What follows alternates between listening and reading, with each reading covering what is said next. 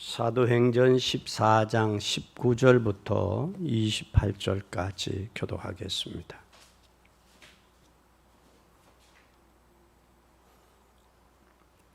사도행전 14장 19절부터 28절까지입니다.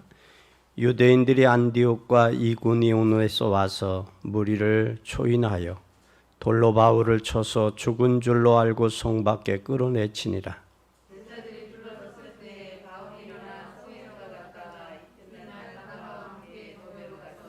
복음을 그 성에서 전하여 많은 사람을 제자로 삼고 루스드라와 이고니온과 안디옥으로 돌아가서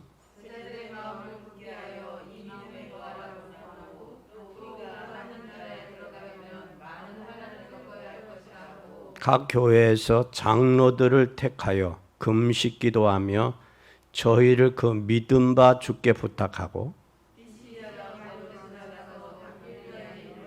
돌을 버가에서 전하고 아달리아로 내려가서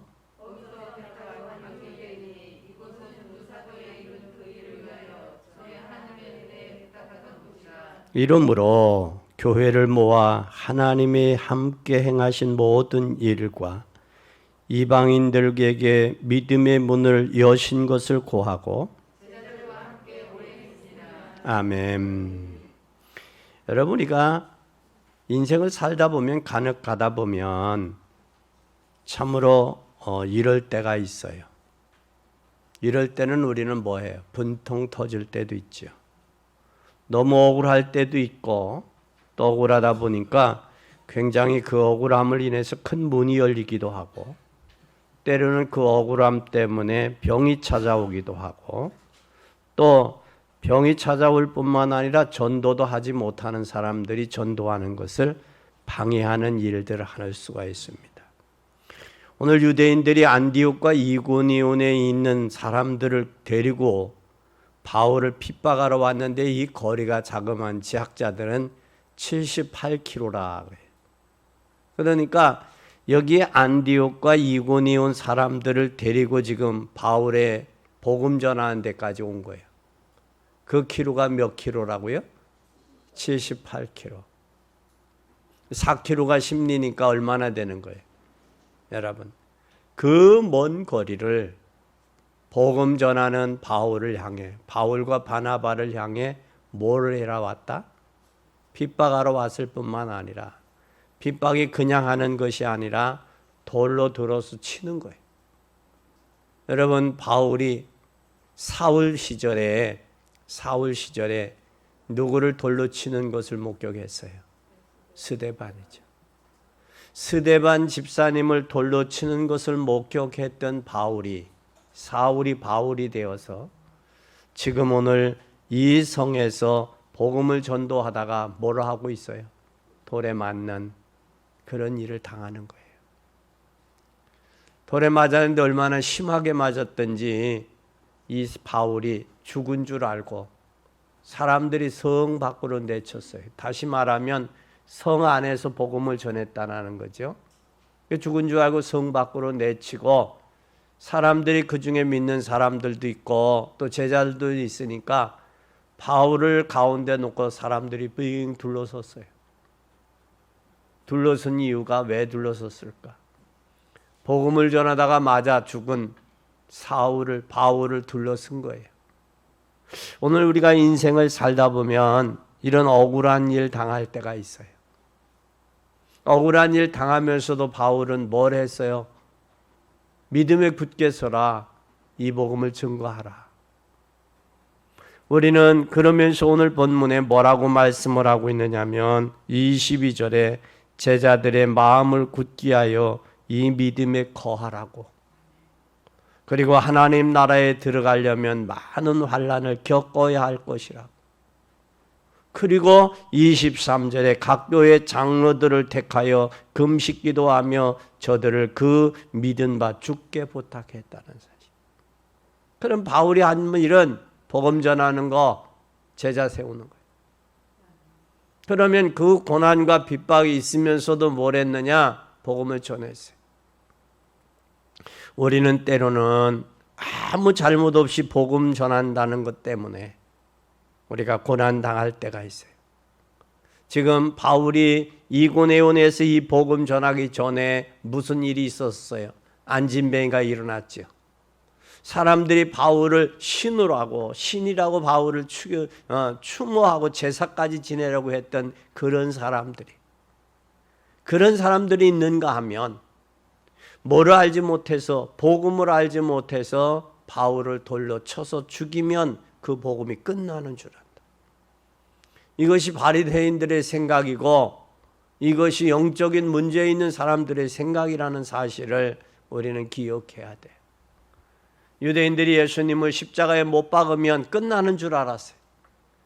예수님을 팔아서 유대인들의 손에 의해서 십자가에 못 박아 죽으면 끝나는 줄 알았지만 예수님은 3일 만에 부활하셔서 우리의 주와 그리스도가 되셨다라는 사실을 우리는 기억해야 돼요. 여러분도 살다 보면 이런 엄청나게 분통 터질 때가 있어요. 이 분통 터질 때 너무 말도 안 되고 이런 때 여러분 어떻게 하면 되냐? 참을 수도 없어요. 이럴 때 분통 터지면 그것이 질병이 되기도 하고 그것으로 인해서 영적인 문제가 오기도 합니다. 심하면 놀래면 사람이 뭐 하기도 하느냐? 죽기도 해요. 근데 사람이 너무 기분이 안 좋으면 아픈 것도 없어져 버려요.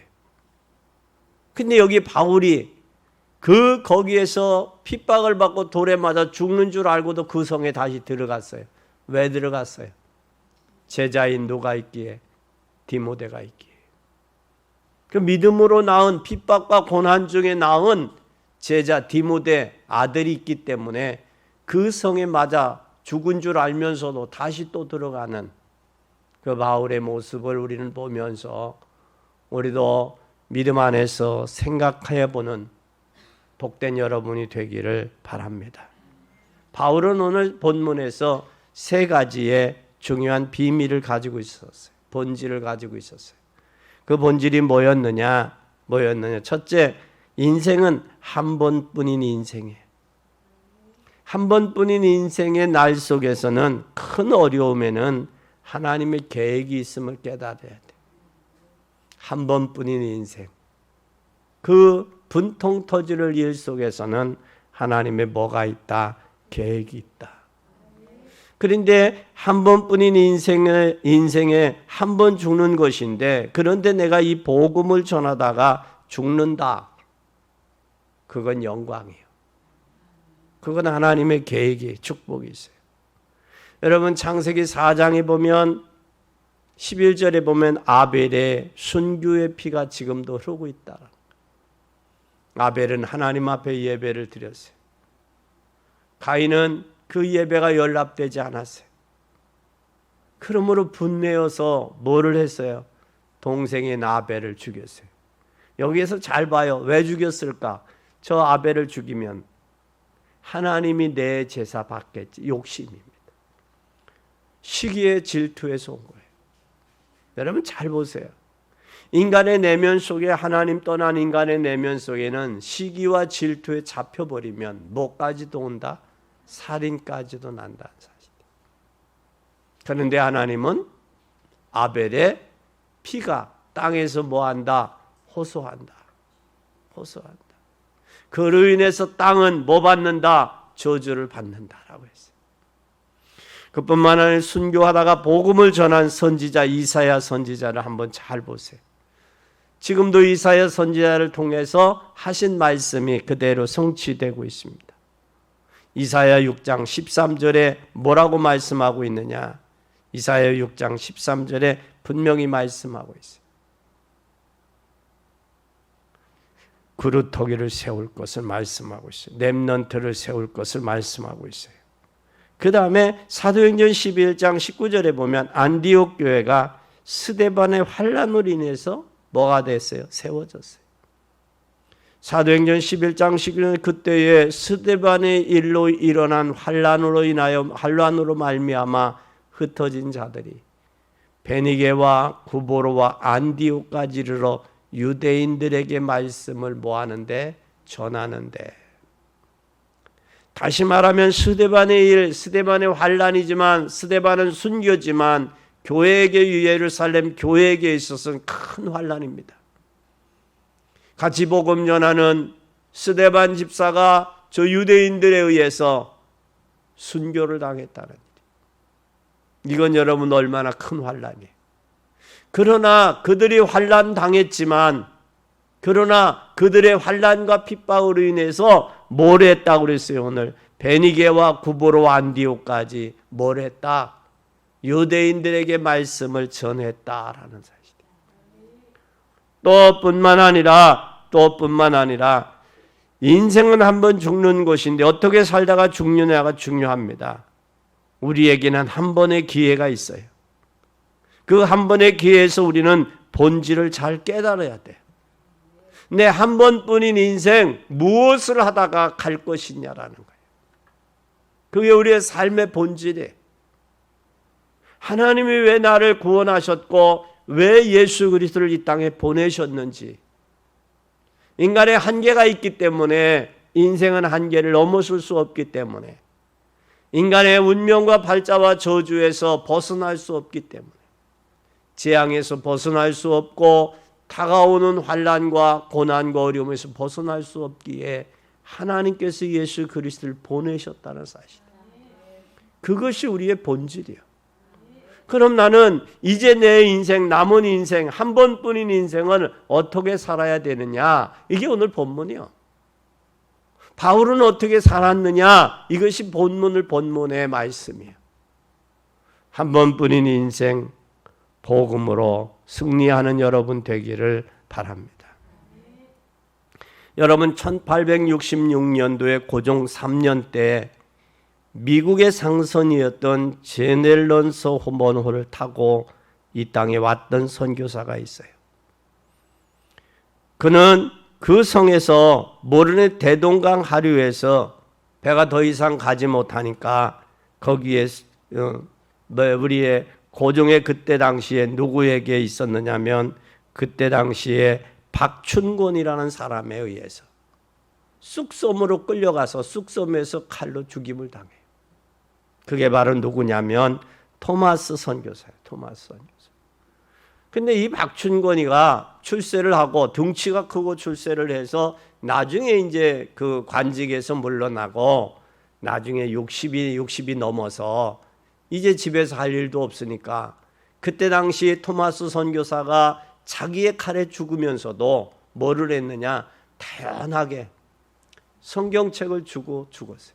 자기 칼에 맞아 죽었어요.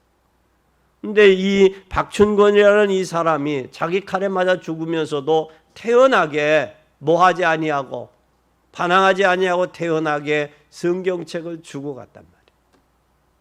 그래서 자기가 관직에서 물러나서 60이 넘어서 집에서 성경책을 보다가 왜, 무엇이 그가 준 것이 무엇이기에 그가 죽으면서도 태연하게 죽을 수 있었을까? 그거에 의아심이 생겨서 이 박춘권 씨가 그 성경을 읽다가 성경책에서 뭐를 받았느냐? 은혜를 받았어요. 은혜를 받았어요. 그래서 박춘권 씨가 60이 되던 그가 1899년도에 마펠 선교사에게 세례를 받고 그 교회의 일꾼이 됐어요. 여러분, 죽으면서도 성경책을 전달해 주고 조용히 아무 이야기하지 않고 죽어가는 그 토마스 선교사를 통해서 박춘권이라는 사람이 구원을 받고 그의 가문이 구원받는 그런 일들이 일어나는 거예요. 우리가 죽음을 죽더라도 한 번뿐인 인생, 복음을 위해서 제대로 살다가 복음의 여정 속에서 가야 되지 않겠냐라는 거예요. 또 뿐만 아니라 여러분, 우리나라가 한참 일제시대 때 교회를 없애려고 혈안이 되어 있었어요. 그래서 교회에 반대되는 건 뭐냐? 우상이요. 그래서 일본 놈들이 신사참배를 강요하고 창식의 명구와 신사참배를 강요하는데, 교회는 우상은 범죄할 수 없다. 하나님 앞에 우상 숭배할 수 없다라고 반기를 들었어요. 근데 당시에 장로교에서는 뭐라냐? 우상 숭배는 죄가 아니다라고 가결을 했어요. 그게 교권이에요. 그때 그 교권에 반대했던 사람이 있어요. 그분이 누구느냐? 주기철 목사님입니다. 그는 순교하면서 신사참배는 우상이다라고 거부를 했어요. 잘못된 것이라고 거부를 한 거예요. 한 번뿐인 인생 복음을 위해서 순교하셨지만 토마스 선교사나 주기철 목사님은 지금도 하나님을 믿는 이 한국의 성도들에게 또한 전 세계의 하나님을 믿는 사람들에게 교훈이 되고 본이 되고 있다는 사실을 기억하는 여러분 되기를 바랍니다. 한 번뿐인 인생. 우리는 한 번뿐인 인생 속에서 하나님의 계획을 찾아 그 계획을 위해 승리하는 복된 여러분이 되기를 바랍니다. 한 번뿐인 인생 속에는 큰 불행과 어려움이 올 수 있어요. 이 불행과 어려움이 오는데 불행과 어려움은 반드시 뭐가 있느냐? 중요한 이유가 있어요. 내가 왜 불행하고 내가 왜 어려운가? 이유가 있단 말이에요. 이 왜 지구상에는 불행이 계속 닥치느냐? 그것은 하나님 떠났기 때문에 그래요. 왜 바울을 78km까지 와서 바울을 돌로 던졌느냐? 이건 악한 것들이죠. 하나님이 없는 사람의 마음 속에는 뭐가 역사하느냐? 악한 것들이 역사해요. 악령들이 역사하기 때문에 그 악령들에 계속해서 그 악령들로 인해서 불행은 다 막지 못하는데 복음을 말하기 위해서 순교당한 건 하나님의 계획이라는 거예요. 한 번뿐인 인생 불행과 어려움 속에서도 계속 지속되는 그런 고난과 어려움 속에서 복음을 전하다가 고난당하는 것은 하나님께는 영광이요 내 자신들에게는 은혜와 축복이라는 사실을 기억해야 됩니다. 그래서 인간은 절대로 세 가지 문제에서 못 빠져나와요. 세 가지가 뭐냐? 운명이에요. 나면서부터 운명에 묶여 있어요. 오늘 나면서부터 안진병이 된 자를 바울이 예수 그리스도의 이름으로 그 마음속에 뭐가 있는 줄 알고 믿음이 있는 줄을 알고 그 믿음에 의해서 일어났어요. 일어났더니 유대인과 그 성의 사람들이 신으로 제사를 섬기라고 했던 그들이 강팍해지는 마음들 한번 잘 보세요. 그들이 증거가 일어나고 기적이 일어나니까 충동질적인 그 마음들이 그 마음으로 인해서 악감정을 품는 이건 사단의 역사예요. 사단. 그래서 운명은 절대 운명에서 빠져나올 수 없어요. 운명의 배후에는 누가 역사하느냐? 보이지 아니하지만 흑암이 역사하고 사단이 역사한다는 거예요. 흑암과 사단이 역사할 뿐만 아니라 이 지옥 배경에서 빠져나올 수가 없어요. 그래서 인생은 하나님 믿다가 낙심돼서 안 믿는 사람들은 누가 역사하느냐? 사단이 더 역사해요. 영적 문제 더 심각해요. 더 심각하고 더 심각하면서 그들에게 뭐가 역사하느냐? 더 심각하기 때문에 반드시 운명에서 빠져나올 수가 없어요. 그래서 하나님께서 예수 그리스도를 보내신 거예요. 예수 그리스도를 통해서 운명과 또한 사단과 지옥 배경에서 우리는 벗어날 수 있는 거예요. 해방받는 거예요. 그래서 로마서 8장 2절에 생명의 성령의 법이 죄와 사망의 법에서 뭐했다? 해방했다. 해방했다. 저와 여러분은 운명과 저주와 지옥의 배경, 사단과 지옥의 배경에서 해방됐어요. 누구의 이름으로? 예수 그리스도의 이름으로.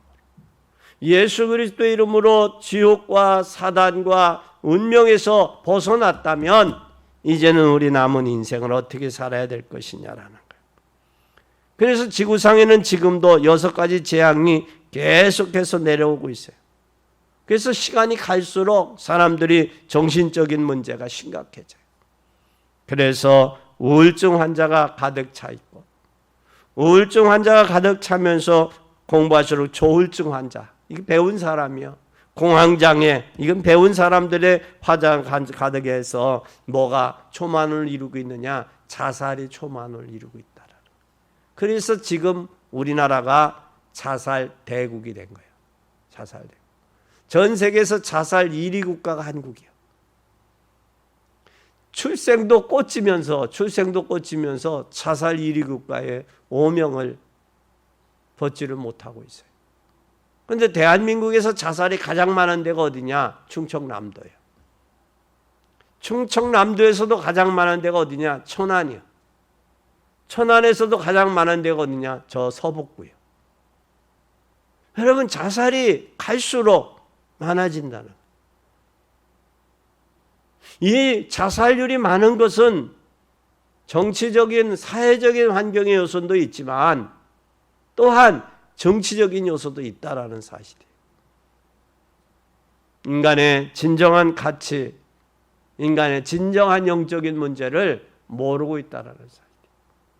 그러면 이 6가지 문제들이 바로 뭐냐? 창세기 3장 4절에서 8절에 보면 뱀이 여자에게 뭐라고 그랬느냐? 결코 죽지 않는다.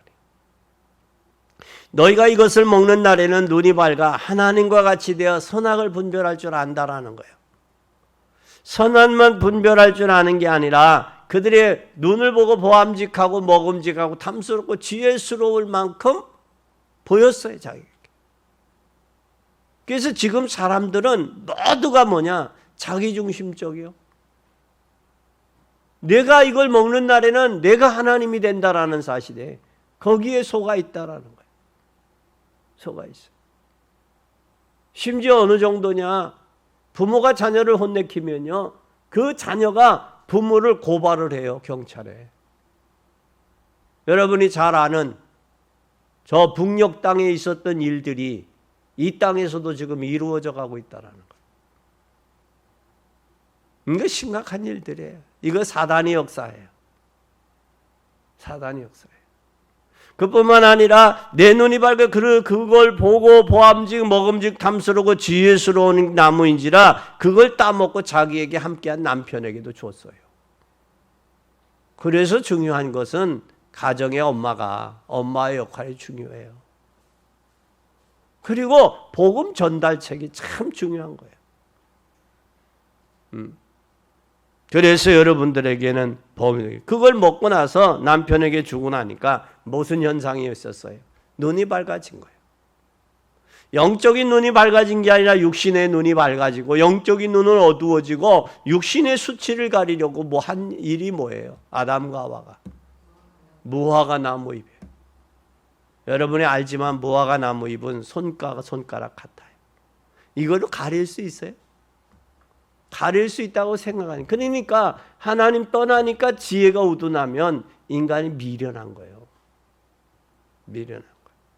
그 마음이 어두워지니까 무화과 나무로 엮어서 했어요. 그러나 서늘할 때에 동산에 거니는 여호와의 음성을 듣고 아담과 그 아내가 뭐를 했어요? 여호와의 낯을 피하여 동산 나무 사이에 숨었더라 그랬어요. 왜 숨을 짓을 뭐하러 해? 왜 그 마음에 걸릴 일을 왜 하느냐고. 왜 하느냐고. 떳떳하지 못할 일을. 누구에게 속아서요? 사단에게 속아서. 또 그뿐만 아니라 창세기 6장 4절에서 8절에 보면 땅에는 뭐가 있었느냐? 네피림이 있었어요. 이 네피림인데 그 후에도 하나님의 아들들이 사람의 딸들에게 들어가 자식을 낳으니 용사하고 고대에 명성이 있는 사람이었어요. 그러니까 하나님의 자녀들이 세상 사람들과 혼합했다라는 거예요. 그러니까 나오는 게 뭐가 나와요? 육체만 나오는 거예요. 육체가. 하나님을 섬기고 하나님을 공경하고 경외하는 그 근본의 기본 자체가 근본이 없어지는 거예요. 영적으로. 그러니까 육체가 되버린 거예요. 그러니까 사람의 죄악이 세상에 가득함과 그 마음과 생각하는 모든 계획이 항상 악하니까 하나님이 사람 지으셨음을 한탄했다. 한탄했다. 육체로 갔다라는 거예요. 그리고 11장에 보니까 땅이 언어요 언어가 하나였는데 이때에 동방으로 벽돌을 바벨탑을 쌓아서 우리 이름을 내자. 그때 하나님이 지변에서 흩으셨어요. 여러분 아무리 하나님 없이 성을 쌓아도 하나님이 흩으면 흩어진다는 사실을 인정해야 돼요. 그러면 뭐가 있어요? 우리의 생사의 주권은 누구에게 있다? 하나님께 있음을 기억해야 돼요. 그래서 이 세 가지 뿐만 아니라 사도행전 13장에 보니까 여기에 박수엘루마가 거짓 선지자 박수엘루마가 뭐를 했느냐? 주의 복음을 가로막았어요. 마술사가. 가로막으니까 뭐라고 그랬네? 모든 거짓과 악행이 가득한 자의 마귀 자식이요 모든 의의 원수요 주의 바른 길을 굳게 하기를 그치지 아니하겠느냐. 그러니까 주 예수님 뭐가 돼? 맹인이 돼버려. 눈이 어두워져 버려. 잘 보세요. 사단에 의해서 악하고 게으르니까 눈이 맹인이 됐고 또 선악과를 따먹고 나서 영의 눈이 어두워지니까 육의 눈이 밝아진 거예요. 그래서 우리는 보암직 먹음직 탐스럽고 지혜스럽게 할 만큼 아름답게 보였다고 그랬어요. 근데 요한일서 2장 16절에 보면 세상에 있는 것은 세상의 적신욕과 육신의 안목과 이생의 자랑인데 이것은 다 어디서부터 왔느냐? 하나님으로부터 온 게 아니라 세상으로부터 왔다라는 사실. 우리에게 말씀해 주고 있음을 기억하고 믿는 여러분 되기를 바랍니다. 사도행전 16장에 보니까 점치는 귀신 들린 여종 하나가 복음을 가로막고 있는 거예요. 사도행전 19장에 보니까 사람들이 마음에 굳어서 하나님의 강론하며 권면하되 마음이 굳어 순종치 않고 이 도를 뭐했다? 비방했다라는 거예요. 그러니까 하나님의 말씀을 비방하고 도를 비방하고 받아들이지 않은 것은 자기의 뭐의 문제다? 마음의 문제다. 마음의 문제. 환경의 문제가 아니라 마음밭이다. 그래서 마태복음에 주님은 분명히 세 가지 밭을 이야기해요. 돌짝밭, 길가밭, 옥토밭. 거기에 가시밭도 이야기했어요. 우리의 마음밭을 늘 예배드리기 전에 미리 와서 하나님 앞에 기도하면서 내 마음밭을 다듬을 수 있는 복된 여러분이 되기를 바랍니다. 그 좋은 마음에 마음밭에 하나님의 복음의 씨가 심겨서 여러분이 30배, 60배, 100배 결실을 맺는 복된 여러분이 되기를 바랍니다. 그래서 문제가 계속되고 있는 것은 영적 문제는 오직 복음만 해결할 수 있어요. 단순한 종교가 아니에요. 그래 복음만이 해결할 수 있기 때문에 복음을 위해서 복음 때문에 순교할 수 있는 거예요. 이게 복음의 역사예요. 그리고 후대들에게 나중에 심각한 문제가 생기는데 이 심각한 문제가 어디로 보면 사탄이 발악하니까 이것을 막으려고 문제가 오는 거예요. 역사가. 근데 어디 보세요. 여러분 78km나 그 먼 거리에서 와가지고 이 핍박까지 하는 거예요. 돌로 던지는 거예요. 이건 악의가 아니고는 도저히 불가능한 거죠. 고의적이죠. 그렇죠? 무슨 천천지 원수가 줬다고 원수 줬다고 유대인들이 이런 짓을 하고 있냐고. 그뿐만 아니라 마태복음 24장에 보면 뭐라고 말씀하고 있느냐. 마태 말세에는 반드시 마태복음 24장은 세상에서 일어날 일이고 마태복음 25장은 교회 안에서 일어날 일이에요. 말세가 되면. 그런데 마태복음 24장에 보니까 뭐라고 해요? 세상 끝날에는 무슨 징조가 있느냐? 그때 예수님께서 대답해서요. 너희가 사람의 미혹을 받지 않도록 주의하라. 미혹이 있다. 또 많은 사람이 내 이름으로 와서 나는 그리스도라 하여 많은 사람을 미혹해 하리라. 또 난리와 난리 소문이 있겠으나 너희는 삼가 두려워하지 말라. 이런 일이 있어야 하되 아직 끝은 아니니라. 민족이 민족을 나라가 나라를 대적하고 처처에는 기근과 지진이 있고 재난의 시작이라. 그러나 환난에게 넘겨 너희는 죽으려니 너희가 내 이름을 위하여 모든 민족에게 뭘 하리라? 미움을 받으리라. 시험에 빠져 서로 잡아주고 서로 미워하겠으며 거짓 선지자가 많이 일어나 많은 사람을 미혹해 하고 불법이 성함으로 많은 사람들의 사랑이 식어지리라. 한번 잘 보세요. 지금 시대가 사랑이 식어졌어요? 뜨거워요? 식어진 시대가 됐어요.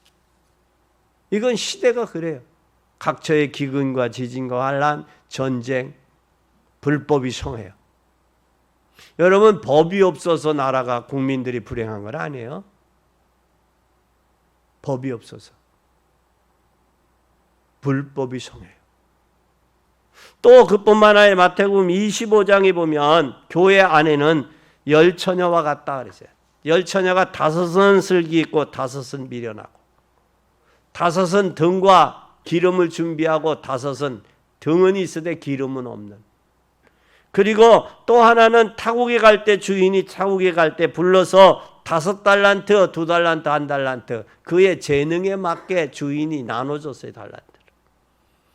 달란트 5달란트 받은 사람은 5달란트, 2달란트 받은 사람은 2달란트, 1달란트 받은 사람은 주인은 심지가 굳고 무서운 사람이라 두려운 사람이라 그 달란트를 땅에 묻어두었어요. 그리고 주인이 와서 책망합니다. 내가 그렇게 주인이 두렵고 견고하고 신실한 분인 줄 알았으면 차라리 돈을 별리하는 사람들에게도 나눠줘. 그들에게 별리라로 해서 이자라도 가지고 와야지. 이 악하고 게으르다. 악하다는 말, 악하고 게으르다. 엔드라는 말을 썼어요. 엔드라는 말은 악하고 게으르다. 그럼 게으른 것 자체가 악한 것이고 악한 것 자체가 게으르다라는 말이에요. 악하기 때문에 게으르고 악하기 때문에 게으르기 때문에 악하다는 거예요. 그 말씀을 하면서 달란트를 말씀하고 또 오른편에 있는 자와 맨편에 있는 자 양과 염소를 주님은 말씀하셨어요. 말세가 되면 교회 안에는 양과 염소가 있다 없다? 있다. 그런 오른편에 있는 자와 맨편에 있는 자. 그러면 염소는 염소 보고 시험들, 양 보고 시험들 이루었어요. 염소는 염소, 내가 염소라면 양을 보고 아 저렇게 하나님 믿는 거구나. 그걸 교훈을 받아야지. 근데 염소가 염소를 보고 시험에 든다. 그건 같은 염소가 되니까 시험 든다. 우리는 하나님 안에서 왼편에 있는 자와 오른편 양과 염소를 구분한다라는 거예요. 그리고 목마를 때 마시게 했고 나그네 될 때 영접했고 헐벗었을 때 입혔고 병 들었을 때 돌봤고 옥에 갇혔을 때 와 보았다라고 말씀하고 있어요. 오늘 교회 안에서 오늘 우리는 진정 하나님의 지극히 작은 자에게 한 것이 곧 주님께 한 것이라는 사실을 주님 말씀하고 있습니다. 그러면 알수록 고통의 때가 오다. 그래서 디모데후서 3장에는 말세는 네가 이것을 알라. 말씀에는 뭐가 한다? 고통의 때가 이르리니. 말세는 고통의 때가 이르니 자기를 사랑하며 돈을 사랑하며 자긍하며 교만하며 회방하며 부모를 거역하며 감사치 아니하며 거룩하지 아니하며 무정하며 원통함을 풀지 아니하며 싸나움이 참소하며 절제하지 못하며 싸나우며 선한 것을 좋아하니하며 배반하여 팔며 조급하며 자궁하며 쾌락 사랑하기를 하나님 사랑하는 것보다 더하며. 잘 보세요. 경건의 모양은 있으나 경건의 능력을 부인하는 자들이니 이대가 이런 것에서 돌아서라 라고 말씀하고 있어요. 이런 심각한 시대가 있어요. 말세. 그럼 지금 저와 여러분이 살아가는 때는 어느 때냐? 말세예요. 복음을 위해 고난당하는 것을 감사할 수 있어야 될 때예요. 근데 톨스토이는 사람을 세 종류로 말씀했어요.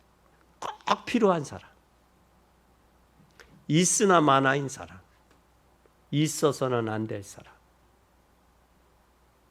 그리고 곤충으로 이야기를 했어요.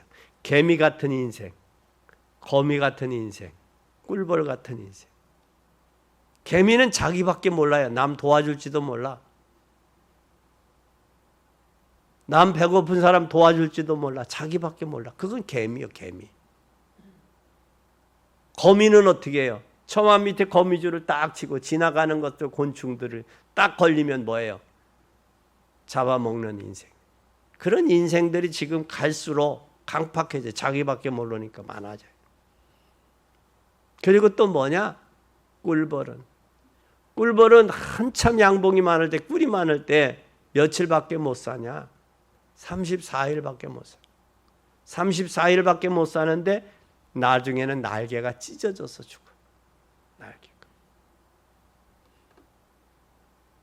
얼마나 꿀을 많이 주인을 위해서. 심지어는 발에 묻혀온 뭐까지, 꽃가루까지도 다 주네. 그걸 보고 뭐라고 그래요? 에? 화분이라고 그러잖아, 화분. 그걸 들어갈 때 그 꽃 거기에서 털고 가게 하고 그걸 묻혀가지고 저기 하고. 나중에는 꿀벌은 죽을 때 먼 데 가서 죽어. 날아가서 죽어. 그게 꿀벌이요. 여러분은 개미 같은 인생이요, 거미 같은 인생이요, 꿀벌 같은 인생이 돼야 돼. 어떤 인생이 돼야 돼? 꿀벌이 돼야 돼요. 꼭 필요한 인생이 돼야 돼. 있으나 마나 있는데 있어서는 안 될 인생이 돼야 돼. 교회에서나 가정에서 꼭 필요한, 사회에서 꼭 필요한 사람이지. 가끔 우리 생각, 아유 저 사람 없었으면, 세상에 없었으면 좋겠다. 그런 악한 사람들이 있잖아요. 우리는 꼭 필요한 사람이 돼야 돼. 그러니까 우리는 꼭 기억해야 돼요. 뭐가 돼야 되느냐? 요한계시록에는 마지막 때에 일어날 일들을 예언하고 있어요. 당연히 일어나는 일들이에요. 이것 때문에 불평원망하지 말고 우리가 해야 될 일을 할 수 있는 귀한 여러분이 되기를 바랍니다. 세 번째는 돌에 맞아 죽었다가 살아났어요. 바울. 그럼 바울은 뭐가 없었어요? 죽은 줄 알았어요, 사람들이. 그렇죠? 근데 생명은 누가 주관하고 계셔요? 하나님이 주관하고 계세요. 그리고 생명은 하나님이 주관하는데 죽음이 없어요. 바울은, 전도자는. 순교했지만 그 순교자의 순교의 그 뭐가 남잖아요. 증거들이. 누구가 그랬어요? 토마스 선교사가 그랬고 주기철 목사님이 그랬잖아요. 네? 또 바울도 그랬잖아요. 들어가서 제자가 자기의 뭐보다 목숨보다. 나중에는 고린도서에서 그런 고백을 해요. 나는 40에 감한 말을 맞았다. 돌에 맞아 죽을 뻔했다. 하나님이 살렸다. 그 고백을 하잖아요. 그래서 더 중요한 것은 본질을 알고 있으면 돼요. 바울은 돌에 맞아 죽었는데도 살아났어요. 상관이. 그래서 사도행전 7장 60절에 뭐라고 무릎을 꿇고 크게 불러 이래 주여 이 죄를 저들에게 뭐하지 마소서, 돌리지 마소서. 다시 말하면 바울은 스데반 집사가 돌에 맞아 자기가 죽여 했을 때 자기가 했던 것을 돌에 맞아서 그 지경에 끌려나갔을 때의 바울은 뭘 생각했겠어요? 스데반 집사 얼마나 아팠을까 생각했겠어요. 처음에 여러분 맞을 때는 아픈 줄 몰라요. 그게 회복될 때 아픈 거예요. 회복될 때. 그렇잖아요? 그런데 그때 바울은 누구를 생각했을까? 스데반을 생각했어요. 스데반이 아마 모르긴 몰라도 그래서 나는 죄인 중에 괴수다. 만삭되어 탄생하지 못했다. 에? 그 고백을 바울이 했는지도 몰라요. 오라 나는 곤고한 자다. 이 사망의 몸에서 누가 나를 건져내랴. 그 고백을 바울은 그래서 했을지 몰라요. 그러면서 그가 그렇게 맞으면서 사람들에게 뭐라고 그래? 믿음에 굳게 서라. 죽게 붙어 있으라. 그렇게 돌에 맞아 죽으면서도 들어가서 그 섬에 들어가 디모데를 구원하고 나오면서 뭐라고 얘기해? 거기에 가면서 일꾼들 세우면서 믿음에 굳게 붙어 있으라. 죽게 굳게 붙어 있으라. 그 핍박과 고난과 죽음의 위기에서도 누구에게 붙어 있으라? 주님께 붙어 있으라고 하면서 자기의 선교 1차 선교 여행을 1차 전도 여행을 뭐 하면서 종지부를 찌우면서 돌아가면서 권면하고 가는 거예요. 그리고 안디옥 교회 들어가서 뭐 하겠어요? 하나님의 이름으로 예수 그리스도 이름으로 안진병이 드러나고 심지어 치마를 없으면 각색병들도 다 낫고 하나님의 역사가 일어나면서 그 핍박받은 것들도 인간들의 모습이 나타나. 바울은 복음 때문에 고난을 가장 많이 당했어요. 받았어요. 그런 바울이 뭐라고 그러느냐? 범사에 뭐하라? 감사하라 그랬어요. 범사에 감사하라. 그뿐만 아니라 예수 그리스도의 무한한 고난 속에서 죽으셨는데 고난을 우리는 이 땅에서 고난을 당하셨다는 것을 알아야 돼. 이튿날 일어나 제자를 찾으러 가는 바울의 모습. 바울이 루스드라에서 시대를 움직이는 아들 하나 얻었는데 그게 바로 디모데예요. 디모데. 우리도 일생을 움직일 만한, 시대를 움직일 만한 제자를 남기고 가야 돼요. 남기고 가야 돼요. 결론입니다. 하나님이 왜 핍박한 자를 그냥 살려두었을까? 저런 인간들은 죽이려고 하면 다 죽여야 돼. 아마 그런 생각을 할 수 있을지도 몰라요. 그러나 오늘 여러분이 어떤 문제를 가지고 계시든 그리스도 안에서 여러분 본질을 바로 회복하는 축복을 누리는 여러분이 되길 바랍니다. 9월 한 달에 뭘 누리자? 복음의 본질을 누리자. 그러면 여러분 큰 축복의 사람으로 바뀔 것입니다.